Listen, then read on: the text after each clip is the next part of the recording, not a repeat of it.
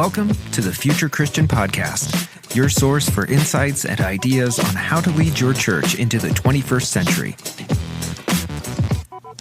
At the Future Christian Podcast, we talk to pastors, authors, and other faith leaders for helpful advice and practical wisdom to help you and your community of faith walk boldly into the future. Now, here's your host, Lauren Richmond Jr.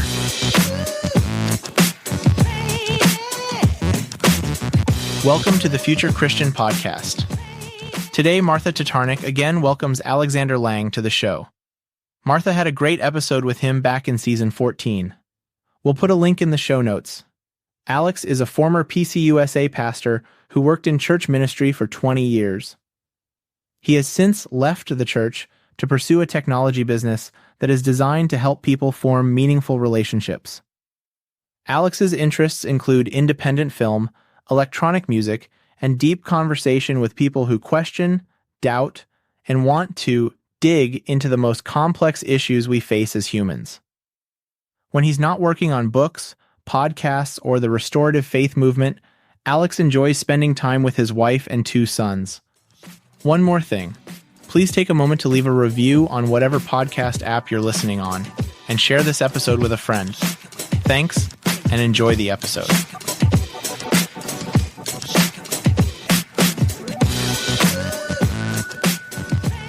Welcome to the Future Christian Podcast. I am your guest host, Martha Tatarnic, and I'm so pleased to be joined by the Reverend Alexander Lang for a return conversation on the Future Christian Podcast. Welcome, Alex. It is great to talk to you again. Oh, thank you for having me on again. It's wonderful. This is a great podcast. Well, thank you. Now, the last time that we spoke, it was a couple of months ago, and you had written an article that went viral on why you decided to leave congregational pastoral ministry. So I think that was like the end of the summer of 2023 that you left your post as lead pastor at the church where you were serving and wrote an article that hundreds of thousands of us read. And we talked about that article and all of the thought that went into that decision. Can we just start by checking in about how the last 5 or 6 months have been going since you stepped out of that role? Yeah, I've been doing well. I haven't been going through like withdrawal symptoms or anything like that for not being in a church. So I actually, to be perfectly honest with you, I haven't been to church for a long time. I went to church for the first time on Christmas Eve because my sons were part of the service. And so it was really nice to be there because I realized that I didn't have to stress about the details of what was going on. And I thought to myself, oh, this is why people actually like going to church, because you can just kind of like take it all in and enjoy it. And I didn't have to worry about, whether or not everything was going to come off properly. So it was a really very enjoyable experience to go back and to see my sons and to just be part of a service again. Well, I think that probably says a number of things about your personality that are probably all pretty commendable, because I'm not sure that everybody who is a former pastor would be able to just sit back and relax and not stress about the details or be super judgmental or whatever. So good for you. I'm glad it was an enjoyable experience. It was a good time.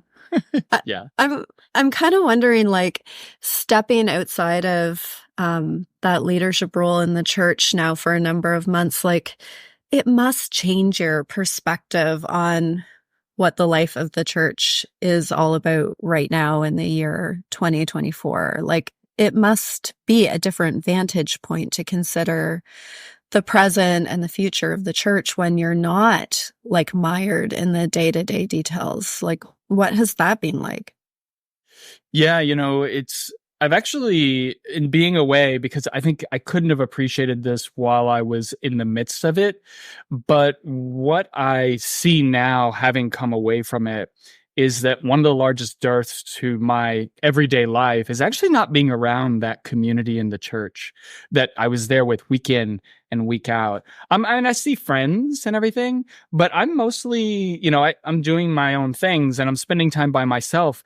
And I thought to myself at one point, I was like, oh, this is how a lot of people live, where they don't have access to a large community of people that they see all the time. And to me, it kind of led to a takeaway, which is that there's this feeling that I realized, wow, not being in close proximity to those folks makes me feel like I'm missing something, which I don't think if I hadn't been there, I would have known I was missing. So if you've never been there, you don't know what you're missing. But I do see it as, now that I'm kind of, and, we talked about this, the institutional church is dying. And so what I realize is that this type of community will not exist the same way in our society because there's no substitute. And so that's very scary to me, because what I realize is that if there's no place where people go and know that they can regularly gather together, I think that's going to have a huge impact on our well-being, our mental well-being, and our sense of loneliness. I think it's only going to cause the loneliness epidemic to increase, unfortunately. So those are kind of some of the takeaways that I've seen from just being away right now and realizing, oh gosh, that has an impact on me. And I've only been away for 5 months. I can't imagine how other people are living. Yeah, that is fascinating. And really, I think puts the finger on an important pulse, because I really don't have any experience of living apart from being part of a community like the church. And I think that insight that if you've never been part of it, you don't know what you're missing is really important. I mean, we live in this hyper engaged world that is nonetheless so very lonely. Isn't that a paradox that we kind of exist in this place that's so hyper connected, like you're saying, and yet at the same time, loneliness is at the greatest.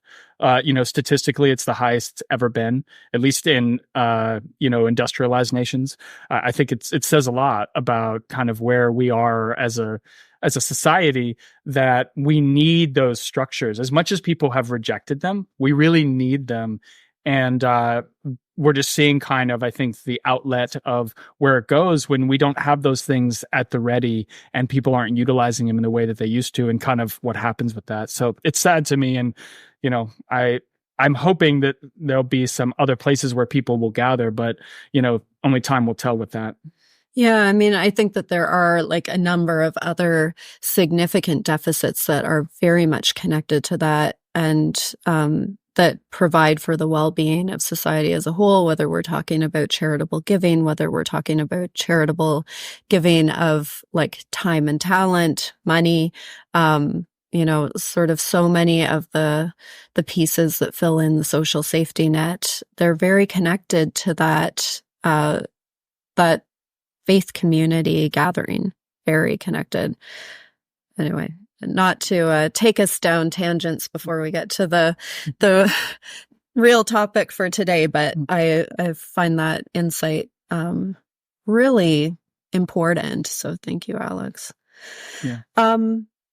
So yeah, we're here today to check in for sure, but primarily to talk about this beautiful book that is called Restorative Beauty, Spirituality for the 21st Century Rationalist. I'm just going to say at the outset that I read this on the Christmas break, and it is just chock full of amazingly accessible scientific insight, but also just so many powerful stories. It's a real page turner, and I highly commend it to our listeners. I'm excited to get into some of the meat with you today, Alex, as we delve into it. So why don't we start by you sharing a little bit about what motivated you to write this book? Yeah, so I've always considered myself a spiritual person. I mean, it's part of the reason why I became a pastor. But what became clear to me the longer I remained in the church is that spirituality is kind of a catch-all term. It's very amorphous. Everybody has their own idea of what spirituality means and what it doesn't. And so depending on your religion, on how you were raised, your experiences of the world, that word spirituality is going to mean different things to different people. So the question I set out to answer was, what exactly is happening when humans claim to have a spiritual experience? So yes, I think these spiritual experiences, they all happen in like different contexts and under different circumstances, but is there like a unifying factor that we could point to and say, fundamentally, this is the thing that we're all experiencing? So this is what I kind of set out to explore in the book. This is where I started. This is my starting point. That was like your instigating question. That was what you personally wanted to answer. Yeah, absolutely. Okay. So that takes us right into, I think, kind of a central offering of the book, which is a story about Edgar Mitchell and the naming of the overview effect. And that ultimately becomes the way that you define spirituality throughout the book. So maybe you can get into Edgar and the overview effect so that we have a sense of how you're defining that. Sure. It's an amazing story, actually. And I read it a number of years ago, but Edgar Mitchell, he was an astronaut who was part of the Apollo 14 space mission. And like all of the Apollo space missions, there are actually 3 astronauts on board. So he was together with Alan Shepard and Stuart Roosa. Only 2 of them got to go down and actually walk on the moon. And Edgar Mitchell was one of those. The other one had to stay up and kind of wait for them to do their mission and come back. But after they performed their mission, they were kind of on their way home. And what's interesting is that because they're kind of shooting through space, the sun, it can bake one side of the spacecraft if it stays in one place. So they rotate the craft. They call it barbecue mode. So it rotates in such a way that one side doesn't get too hot. And so because these guys had finished their job, they had essentially done what they had come there to do, they could just sit back and relax. And what would happen is, as the spacecraft would rotate, you could look out the window and it would reveal this beautiful panorama of the Earth, the moon, the stars of the Milky Way galaxy.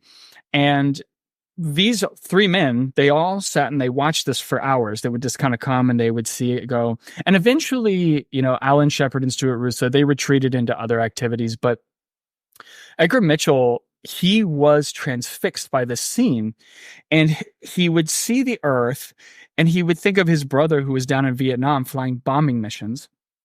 And he himself had actually flown bombing missions in the Korean War. And so it was this kind of cognitive dissonance that was happening in his mind. He was looking at the Earth and it looked so peaceful, right? Mm. And yet at the same time, he knew on the surface it was extraordinarily violent. And so what happened was, as he was kind of going through back and forth, like the peaceful look of the Earth from space, the violence on the surface, something happened to him. And Mitchell, he had this moment where he realized that everything he believed that was true about the world, he realized he was wrong about. So Mitchell had been an avowed atheist for quite some time, most of his life, actually. And he had adopted a wholly scientific view of the world, and he dismissed religion as being outdated, archaic.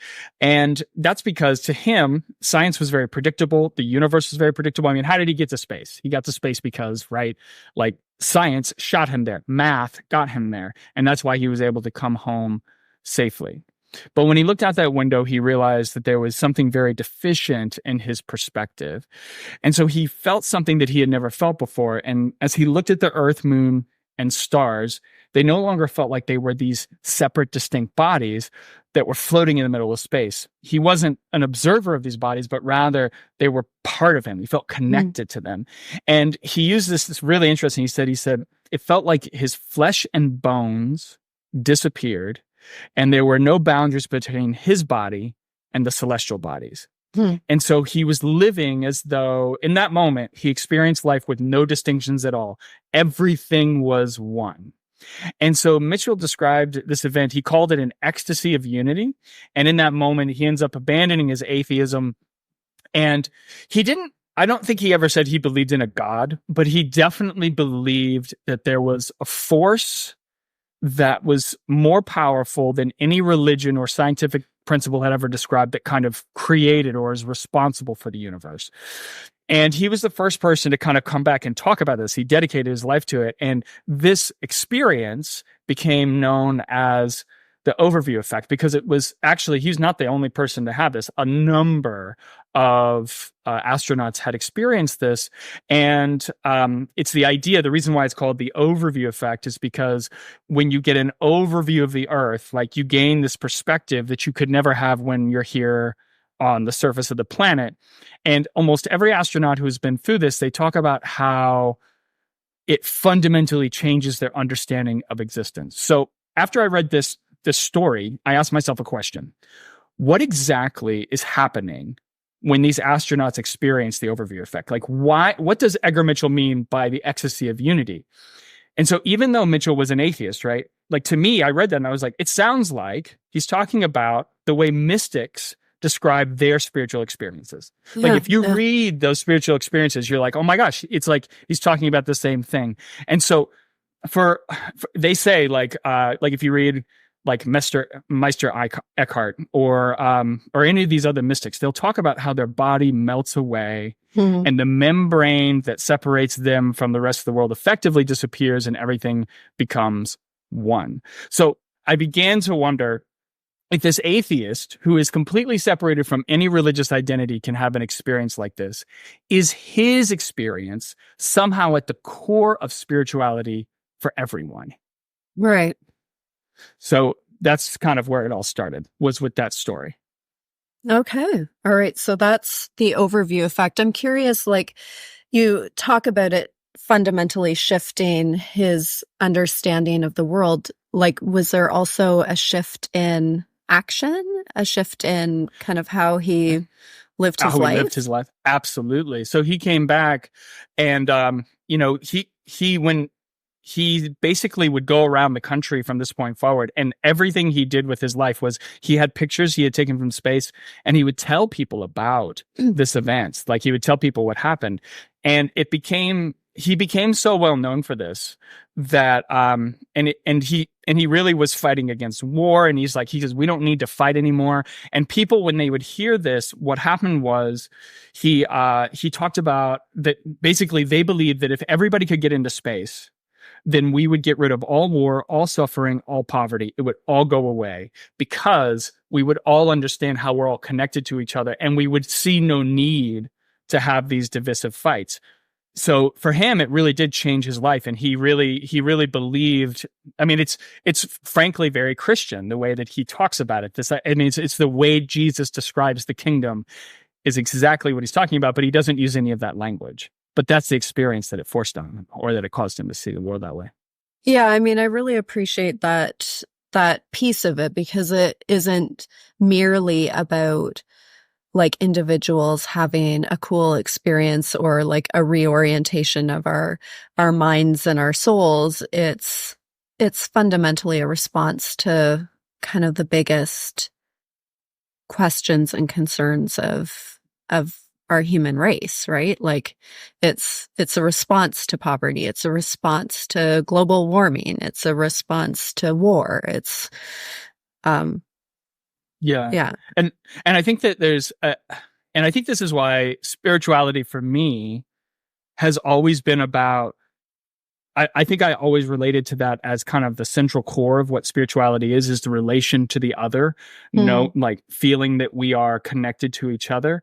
And I know that a lot of people don't define spirituality that way, but for me, that has always been the key component of every spiritual experience I've had. And so that's why when I read this, it felt to me like, oh my gosh, this is wonderful, because it allows you to put into practice teachings like, we have these teachings from Jesus that really press us to live in such a way that we're divesting of ourselves and living for the benefit of everyone else. We're thinking of community all the time, but you can't really do that unless you feel this connection. And that's why spirituality like this becomes so critically important, I think. Yeah, absolutely. Absolutely. Okay, I want to talk about the title, Spirituality for the 21st Century Rationalist. I was saying before we began recording that I had somebody in my office earlier today, and I really had to convince him not to walk out with the book because I said he could borrow it after we did the interview. But, he saw that title and just felt like, okay, this is a book for me. I'm a 21st century rationalist. As I mentioned at the outset, there's some really high level analysis about what science currently teaches us about evolution, about life in this universe, about the start of life in this universe, about the possibility of other intelligent life in this universe, about consciousness. I think that as writers, we start with writing what we need to read ourselves. And you kind of said that. You started with a question that you wanted to explore, but we really hope that also we're writing something that others need to read as well. So I'm wondering what your experience has been, especially in pastoral ministry in the past, what your experience has been of that spiritual need of the 21st century rationalist. Like, why is the book needed for them?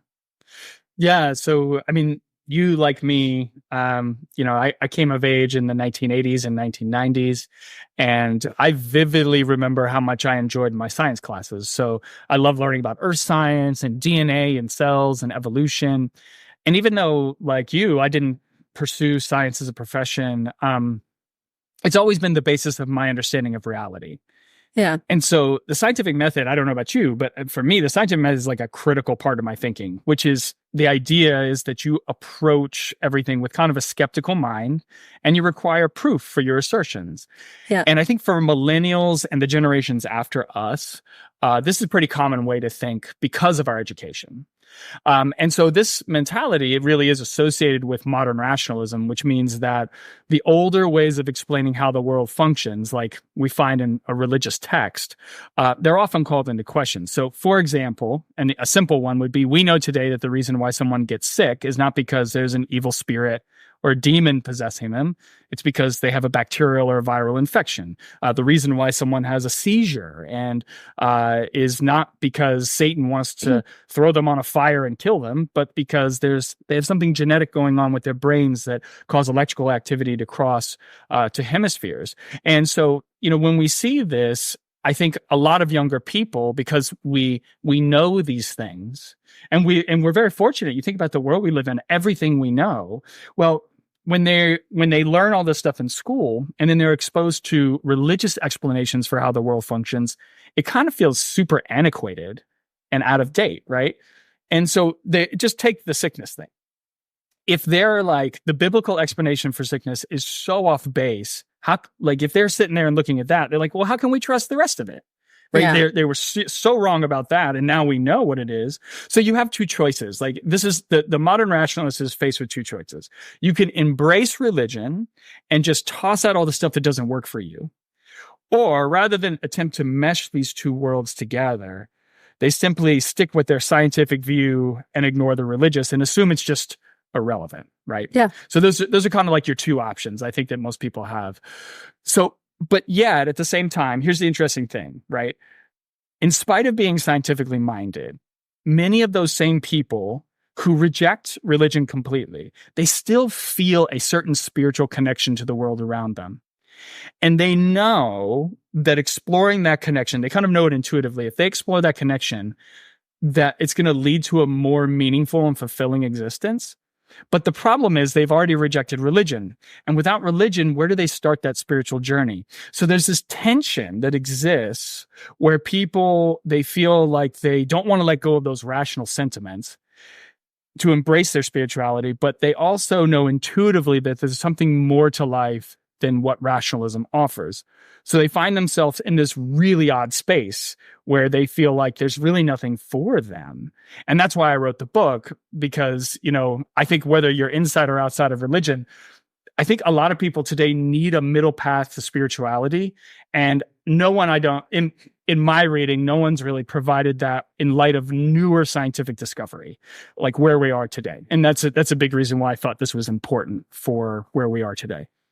Yeah, I can just share anecdotally, like, I remember very clearly being around the age of 17, maybe 16 or 17. And I had already felt pretty clearly that I was called to be a priest in the church. So I was on that track, but I was also really having to come to terms with the inherited faith that I had, in light of, the questions that were raised by my ongoing education. And in a lot of ways, those questions and doubts and wonderings never stopped, they continued throughout, how did you deal with that tension? I'm interested to know how you would deal with it. So I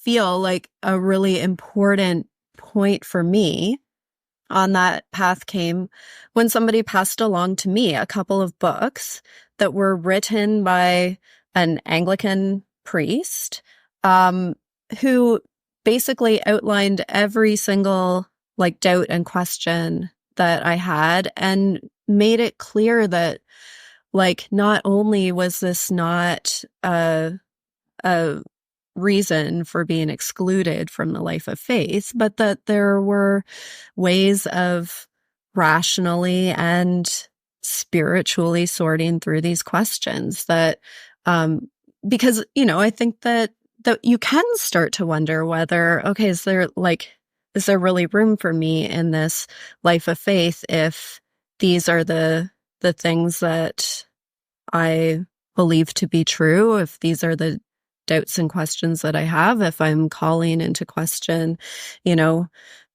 like you said, things that seem to be on the pages of the Bible, just creating that space, I think, within our tradition for starters, and then that invitation for people who think the faith isn't for them to know that we're a faith that certainly makes room for inquiring and discerning hearts, that, and rational minds, and it isn't one or the other. I think that's exceptionally important. Yeah. Well, and I think the nice thing about where we are today is that we're kind of in a place where you have to do that. Before you could kind of fudge it, you could get away with it a little bit and say, I think it was a time and a place where you could just say, well, you just have to believe. And I think today we're in a place where that explanation doesn't work as well anymore. Because I think if you just say, just believe it, I think a lot of people will say, no, thanks. So I do think it's incumbent upon us as faith leaders to say, okay, no, you're right.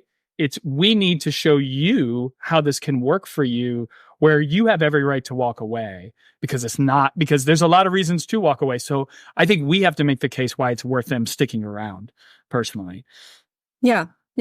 And so, I think that a big part of the offering of your book is in making that case for why it's worth it to stick around, why there's room at the table for the rational mind. But then I would say, I don't know, is it half of the book is devoted then to spiritual practices that take kind of this worldview, and then help people on that path to the overview effect, that path towards spiritual connection. You have a number of practices that you outline. You talk about breath, about prayer, about ritual, about connection and about beauty. Now, obviously, beauty is pretty important because it made it into the title, so I want to talk about that separately.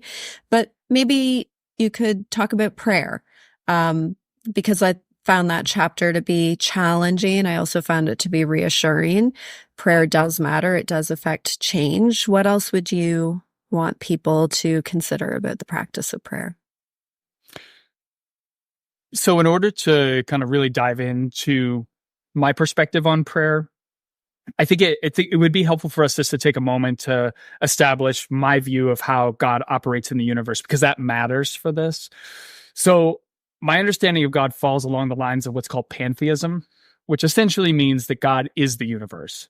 And so I spend a lot of time in the book fleshing out why I feel this perspective on God. It's consistent with Judaism and our scientific understanding of the world. But let's just, for the sake of argument, let's just assume I'm right about that, right? Just for the sake of me talking about this. So if God is the universe, what that suggests is that God is not a conscious entity that exists beyond the bounds of space and time. Rather, we are literally living inside of God. And since all matter is God, then you and I and every other human on the planet, literally everything, is part of God.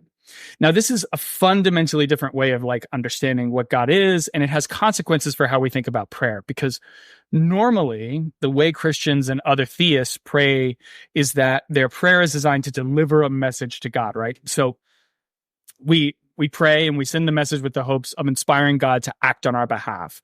So for example, and I'm sure you've done this as a pastor, I certainly have too, but if someone has cancer, I might pray that God would intervene to heal the cancer. Mm-hmm. But if my perspective on God is being the universe is correct, what that means is God is already present in that person. God can't reach in because God is the cancer cell. Mm-hmm. And that's a hugely different way of kind of thinking about God than the way I think we normally or traditionally would think about it. So what this means is we kind of have to abandon the traditional approach to prayer in favor of maybe a differing perspective on how we pray. So I basically argue that there's two functions to prayer. And as you said, it really does matter. And so the first function is what I call overview effect prayer, which is where you pray with the desire to experience the overview effect that was spoken about by Edgar Mitchell, that ecstasy of unity. So I use an example in the book of this that I think it really drives it home, which has to do with Malcolm X. So if you know anything about Malcolm X here in the United States, he very much hated white people for good reason, because, white people had perpetrated violence against Black Americans, lynched Black Americans. I mean, it was very horrible time that he came up in. The racism was very potent here in the United States. And so he really was against Martin Luther King Jr. He didn't believe in what Martin Luther King Jr. was trying to do. He felt that nonviolence was was not the right approach, that ultimately it wasn't going to achieve what they wanted. So this is where he stood. And then he went on his pilgrimage to Mecca. And while he was there, he encountered white Muslims who treated him as an equal. And he had never experienced this before in his life. And they prayed together side by side. And he spoke about how this spiritual experience of unconditional love, it completely reoriented his entire way of thinking around the issue of race and prejudice. And he kind of had this, he didn't say it this way because he wouldn't have used this language, but he had an overview effect moment where he caught a glimpse of how we're all connected to each other. And he caught this glimpse of how the barriers that separate us are man-made. And so when he returned to the United States, he actually said he wanted to work alongside Martin Luther King Jr. because now he saw that this nonviolence was a viable path forward. And he felt it was the only sensible solution. So I'm going to stop there. That's the first kind of part of prayer. That's the first point of prayer. But it's the idea that prayer can allow us, under the right circumstances, to have this overview effect moment. So I just didn't know if you wanted to talk about that further, or if you wanted me to go on to the second one. Yeah, why don't you share the second one? Okay. So the second part is what I refer to as imaginative prayer. And it's basically designed so we can achieve a specific vision for our lives. And the basic idea behind this is that there's evidence to suggest scientifically that when humans believe deeply in something beyond themselves, it can transform not just our thinking, but also our biology. So a good example of this that I use in the book is actually from the New Testament. So most people are familiar with the story of the woman suffering from the 12-year hemorrhage, right? Which we would, today, if that story happened, we would say, oh, she has menorrhagia, which is basically continuous menstruation, which sounds awful. I'm a man and I have no idea what it's like, and it just sounds awful to me. So this woman is really suffering. So she's out in the middle of the crowd. She has been suffering for so long that she sees Jesus, and she thinks to herself, almost in the form of a prayer, if I but touch his clothes, I will be made well. So she reaches out, she barely touches his cloak, and immediately her ailment is healed. And when Jesus becomes aware of this, he turns around, he says, who touched my clothes? And she kneels before him. And Jesus says something that's always been very puzzling to me. He says, daughter, your faith has made you well. Now, I distinctly remember the first time I read this, my confusion around this, because you would think that Jesus would say, daughter, I have made you well. Because Jesus is the one doing the healing, right? But he doesn't say that. He doesn't say, I made you well. He says, your faith has made you well. And so, in a sense, he's essentially saying, you're the cause of your own healing. You're the one that did it. Now, why would he do that? Why would he give her the credit? Well, we know that humans have this incredible ability to heal themselves. And we know this today scientifically because of drug studies. So clinical tests of new drugs, you always have what's known as a placebo group, right? And the placebo group, they are given a substance of no medicinal value. So it's a sugar pill, or it's colored, if it's a drip, it's colored to look like whatever it is everybody else is being given. And they want to make sure that the medicine is having more than a random effect. But sometimes the people in the placebo group, they get better. They're not taking the drug, but their brain thinks they are, and they end up cured of the ailment. So the placebo effect, it reveals two important secrets about human beings. The first is that the brain is one of the greatest healers we possess, for sure. But two, if we want to unlock the healing power of our mind, we require something tangible on which to focus our belief. And so if you look at both examples, like the drug study, the person given the placebo believes so strongly in the healing power of that drug that their mind cures the body of the ailment. In the example of the woman suffering from menorrhagia, the focus of her belief is on Jesus. She believes so strongly that Jesus can heal her that when she touches his clothes, her body makes that healing a reality. And Jesus appears, from this story, he appears to be aware of the relationship between belief and healing, which is why he gives credit to the woman, saying, your faith has healed you. Now, why does that matter? I've taken all this time to explain this to you. Why does it matter? Well, my starting premise is that God is the universe, and therefore God, in a sense, cannot intervene to heal you, right? But I don't want people to dismiss the idea that prayer can heal. It absolutely can heal you. Like, prayer is such a powerful tool, a spiritual tool that we possess. But the way it heals is by enhancing our belief, which in turn changes our minds, which then impacts our biology. So these are the two I would say the two ways that prayer can go. I define prayer as, overview effect prayer and imaginative prayer. And this is all built into the way that I kind of come out of the science of how we look at God in the book. Yeah, I guess I would have some different understandings of prayer from you, but I would see those two versions of prayer as actually being quite fundamentally connected to one another. And I would probably argue that the piece around imaginative prayer is not just about tapping into the power of one's own mind, but really about tapping into the power of the self as part of this wider Absolutely. life and incredibly relational universe, right? Like it isn't just that I heal myself, it's that I'm part of a life and a power and a relationship that is far bigger than just me. Oh yeah, and they're not mutually exclusive at all. I'm giving you the kind of like the two sides of them, but you're absolutely right. They do weave together in a beautiful way. Having an experience of the overview effect via prayer is going to enhance, I think, one's ability to go through imaginative prayer and enhance your belief in the world around you. So I would agree completely. I think you're right on target with that. And I think that those two, and in the book, I do take time to talk about how those two things weave together and how important they are with each other. Mm-hmm. Okay.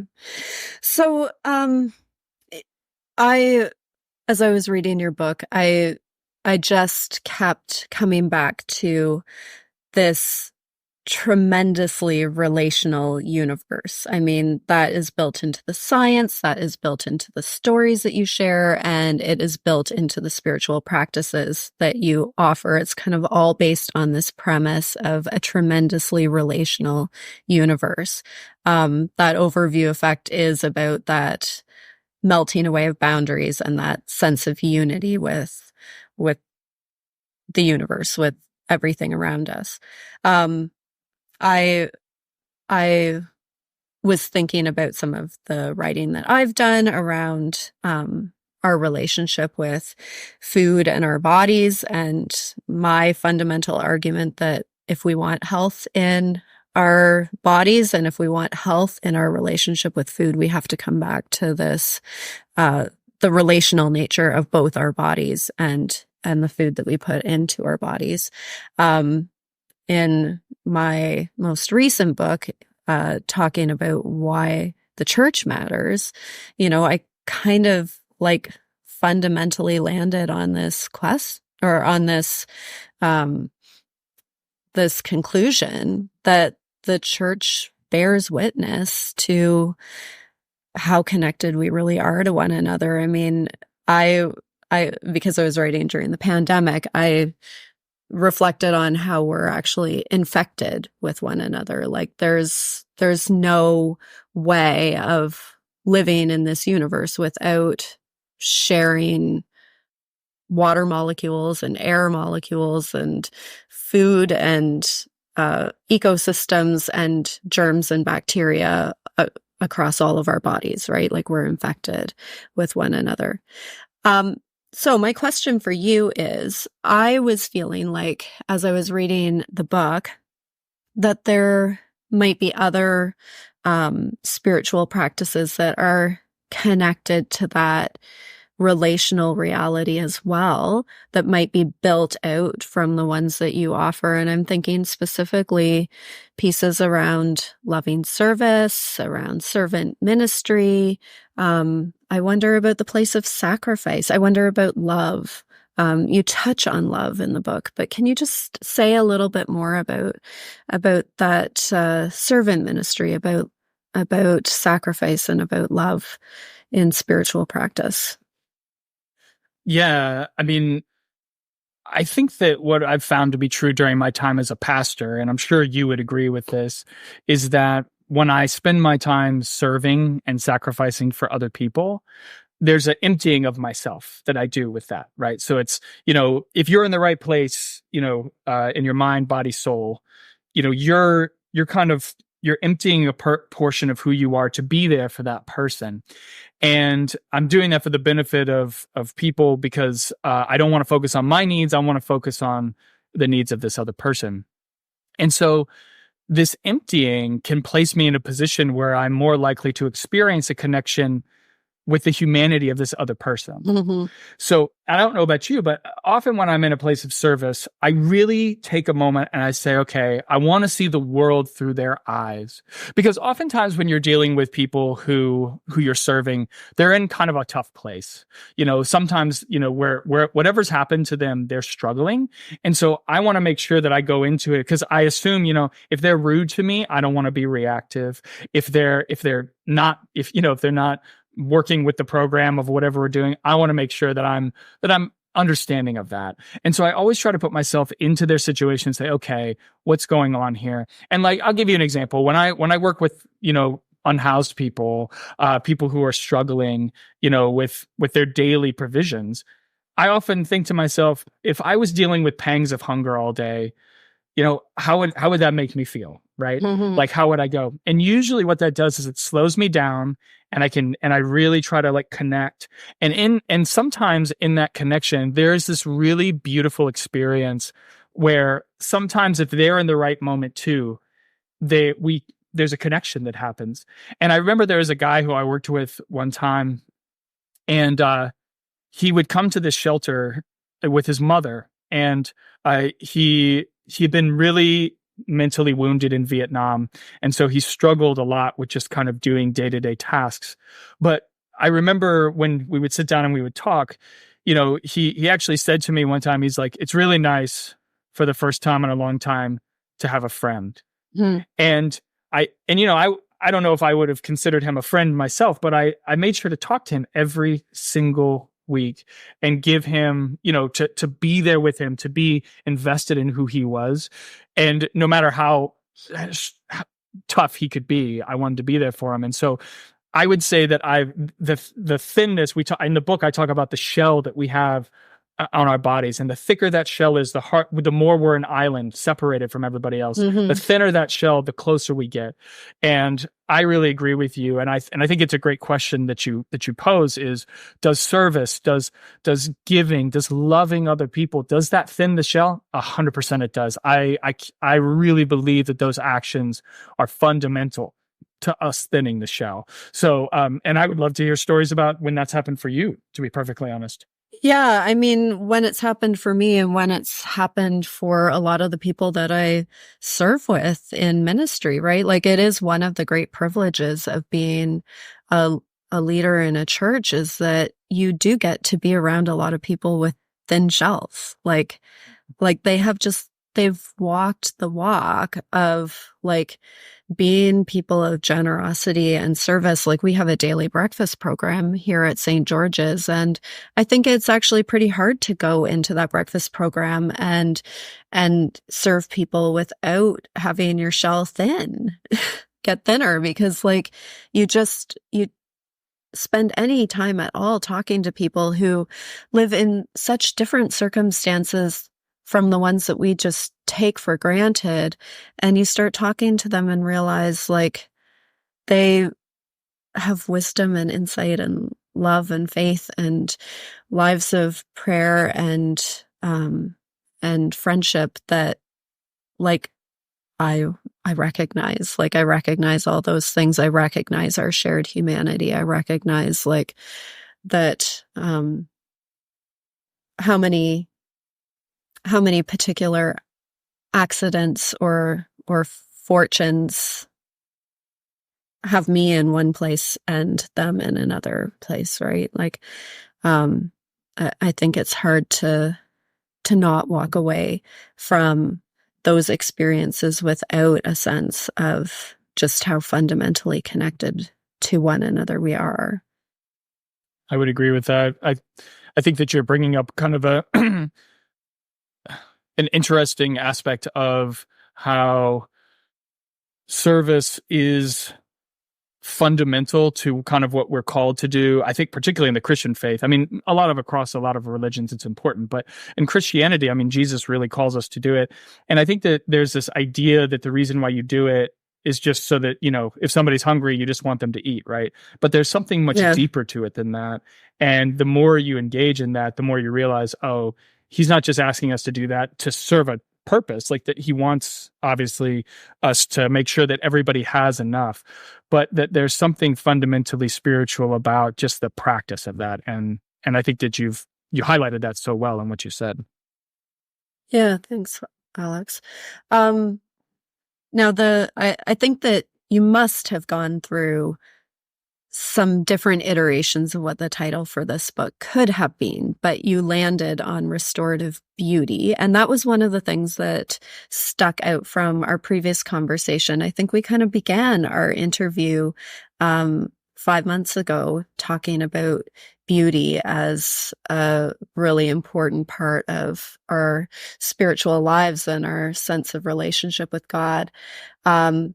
So can you flesh out for us how you see beauty as a spiritual practice? Absolutely. Well, and within the book, you named all the different practices that I talk about in there.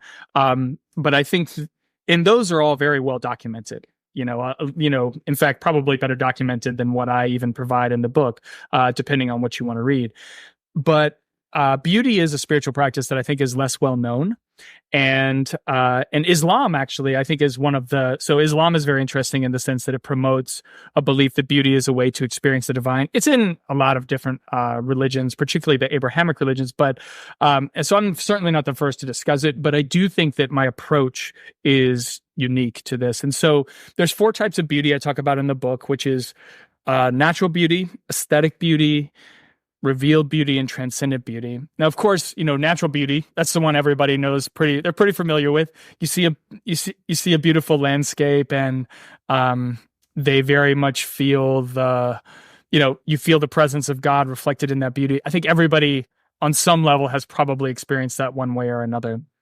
But I spend a good bit of time in the book talking about how our understanding of beauty is a critical component of the degree to which beauty can facilitate an overview effect moment in our lives. So I kind of talk about how when I was young, my understanding of beauty was actually very narrow. So I talked about how, for me, beauty as a teenager in my early 20s was actually confined to human features. And that was, so if you were going to say something was beautiful, that was a person. I never applied it to anything else in my life. But then I met my wife, and she really expanded my understanding of what could be categorized as beautiful. And for me, she did this, of course, with art. And she started teaching me about various artists and what it takes to make their work beautiful. So, and I know it might seem strange to say this, because some people are probably like, are you serious? But I never considered artwork to be beautiful. Like up to that point, beauty was a word that for me, it was only for people. And once you started instructing me on art and showing me all the details of how it all worked together, like that's where it just like expanded my whole, it was like, it's like you open this door and you realize like, oh, I've had blinders on this whole time. And you start to see beauty everywhere. And this is when I realized that the human appreciation of beauty, it requires an investment of time that's not unlike other spiritual practices. So the investment, like, I don't think we often think of it that way. We're just like, I think for some people it's like, well, you just either like beauty or you don't, right? Or you have a certain sense of beauty or you don't. I actually don't think that's true. I think when you invest, it actually, it opens more and more doors to what you see as beautiful. So I talk about revealed beauty in the book, which is when you peel back layers of mystery in the universe. And it's kind of like, as you learn more about the world we inhabit, you start making these connections. And the more knowledge that you learn about the world, about the inherent beauty of the world, like you start to have these overview effect moments from these connections that you seek. So it's like, by studying science and learning about the world, you're learning about the divine. So it's kind of like, I know they're often pitted against each other, but isn't it interesting that when, if we assume that, the traditional stance is God created the universe, I say God is the universe. So for me, the more I learn about the universe, the more I'm fundamentally learning about God, like at every step along the way. And so then the most profound form of beauty is what I call transcendent beauty, which occurs when all the other forms of beauty, so natural, aesthetic, and revealed, when they come together to generate an overview effect moment. And what I argue in the book is that of all the spiritual practices I outline, beauty is the most accessible.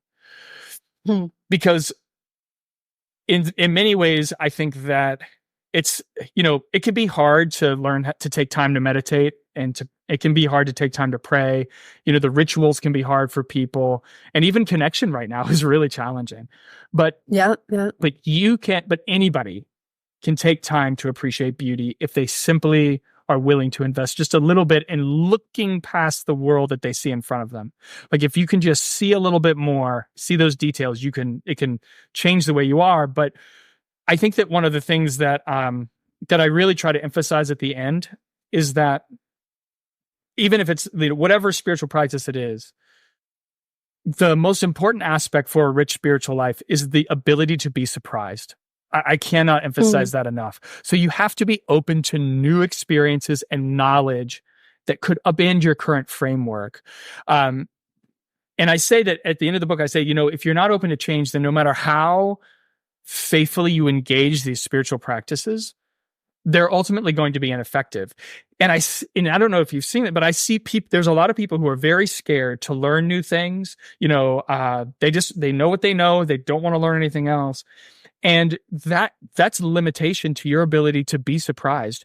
Spiritual, like to me, and what I've noticed is those overview effect moments occur when I am least expecting it.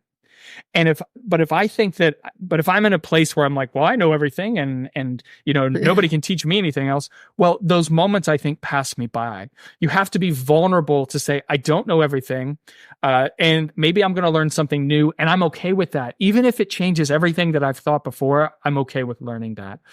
And so when you focus your technique, I think the biggest thing that I can say is that when you focus your technique, whatever it is you're doing, over hundreds of hours, which is kind of like what you have to do. You kind of have to even if you're staring at beauty for hundreds of hours, whatever it is you're doing, you're preparing your mind, body, and spirit for when that opportunity comes where the overview effect presents itself. And if you do that, you can take advantage of it, but you have to be open to surprise.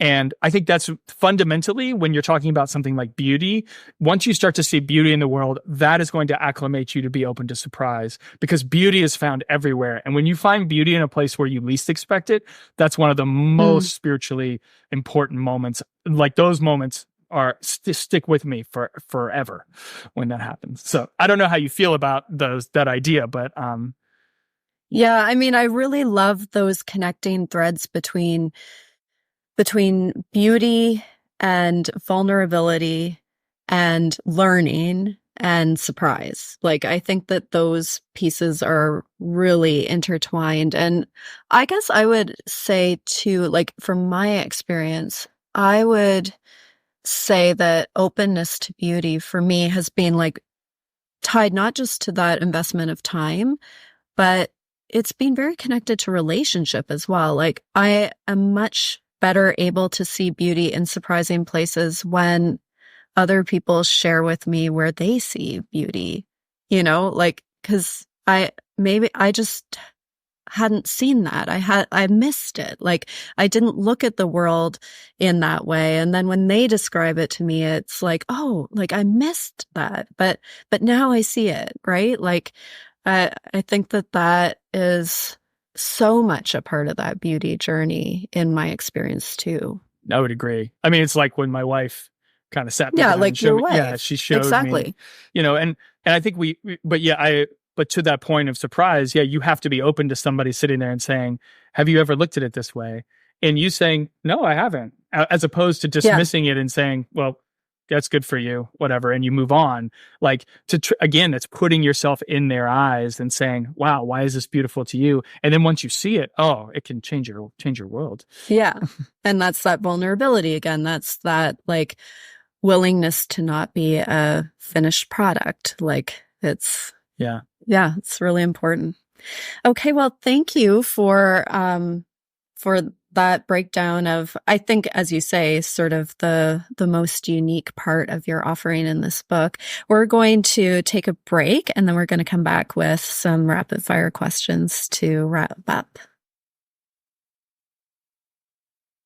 Welcome back to the Future Christian Podcast and our closing rapid fire questions. Now, because Alex, you have previously been on the podcast, you don't get the routine rapid fire questions. You get some specially designed rapid fire questions, and I'm going to answer them as well, but we are going to have to, I feel like each of these questions could lead into its own podcast. So we're both going to have to keep each other in check and try to answer the questions succinctly. And I'm saying that for myself too, because each one of these things, like I said, I could personally talk about at length.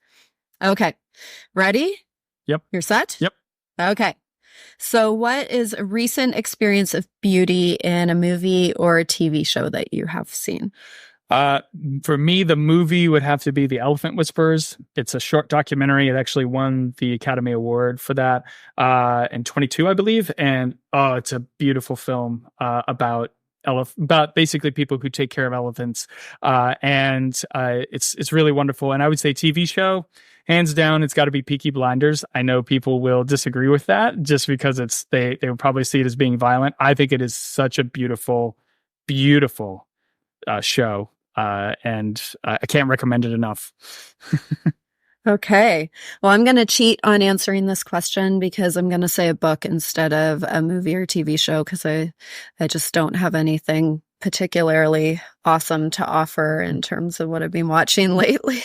A lot of guilty pleasures, not a lot of beauty. But I read recently a book by Jacqueline Hartman called I Who Have Never Known Men, and it's a sci-fi book about a group of women who find themselves in just extraordinarily challenging and disempowering circumstances, and it's told from the vantage point of this person who finds pretty incredible ways of centering her humanity in these just awful circumstances. So that's a experience of beauty lately. Okay, a recent experience of beauty in music. Well, if you talk about surprise, it would have to be Taylor Swift. Oh my gosh, bring it on. Tell me about Taylor Swift. So my son loves her and plays her all the time. I had never really known much about her, but man, he plays it. And the more I started to get into her music, and then I started kind of looking at who she was as a person and the things she's been through. And I'm like, wow, this, I got to give credit where credit's due. And I love her music and her shows. They are beautiful. They are very, very well done. And so I'm definitely a fan now, and I was open to surprise. I wasn't closed off to that. And I'm so glad I wasn't, because she is such a talented musician. And songwriter. I mean, Yes. Just an incredible songwriter. I'm such a Swiftie. So I totally co-sign that, but I'm also going to mention 2 albums from 2023 that I've been spending a lot of time with lately. Sufjan Stevens, just incredible, album, The Javelin. And, then this really quirky artist named Chappelle Rowan, who just writes like this in this like singular voice and doesn't sound like anybody else, and really fun and like kind of challenging lyrics. And lots of people would not consider her music beautiful, but it absolutely just like the singularity of it makes me filled with intrigue and delight. So those are 2 albums I've been enjoying lately. Okay, and finally, a recent experience of beauty in relationship. Yes. So right before I left my position, we hired a youth pastor. So there had been some transition, and this was a young woman. She's an ordained pastor in the Presbyterian Church USA. She was in my youth group growing up, and so she was hired and brought in 2 weeks before I ended my time at the church, and it's been beautiful because my whole family lights up when they get to spend time with her, and it's been such a wonderful thing to reconnect with her after all these years of her going to college and seminary and then coming out. And she is a remarkable pastor. So that's been probably one of the most recent beautiful experiences and relationships that I've had, and it's been a great thing. Okay.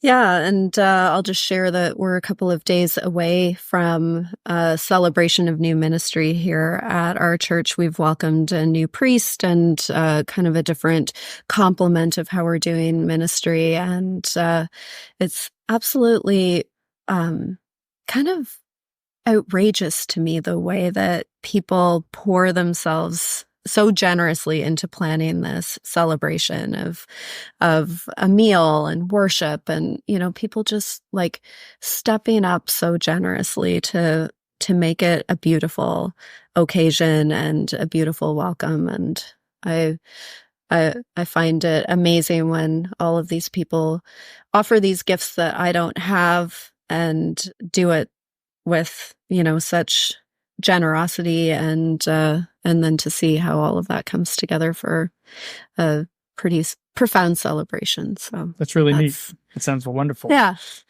Yeah. Well, it kind of brings it full circle back to, I think, what you said at the beginning, which is like, my gosh, the experience of being in a community of faith is sort of hard to replicate in any other way other than what this is. It's quite a privilege. Absolutely, it is. Well, thank you for having me on the show.